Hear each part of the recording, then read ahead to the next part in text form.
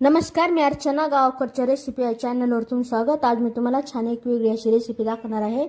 दररोजच्या त्याच भाज्या खाऊन कंटाळा आला असेल तर वेगळं असं काहीतरी खायची इच्छा झाली तरी छान अशी रेसिपी आहे।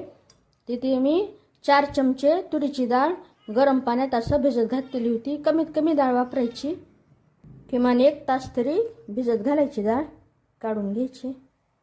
तर मी या चमचेच्या मापाने 4 चमचे तुरीची डाळ घेतलेली होती, तर फुलून एवढी होऊन जाते, भरपूर होती डाळ ही।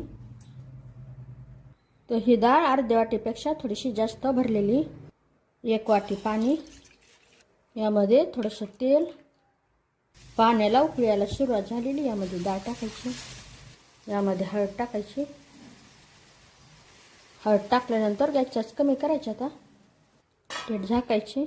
कुकरला जरी शिजवून घ्यायची असेल तरी पाण्याचं प्रमाण एवढंच घ्यायचं आणि मध्यम आचेवर 1 शिट्टी घ्यायची। थोडं पाणी टाकायचं प्लेटवर आणि छान अशी डाळ शिजवून घ्यायची। इथं डाळ व्यवस्थित शिजलेली, तर डाळ एकदम व्यवस्थित शिजलेली।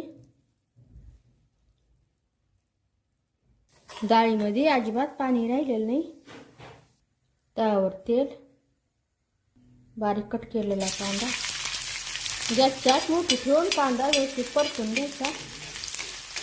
तो कांदा व्यवस्थित परतून झालेला गॅसच कमी करायचा। आता यामध्ये बारीक कट केलेली कोथिंबीर मिक्स करून घ्यायचं। यामध्ये आता ही डाळ टाकून द्यायची,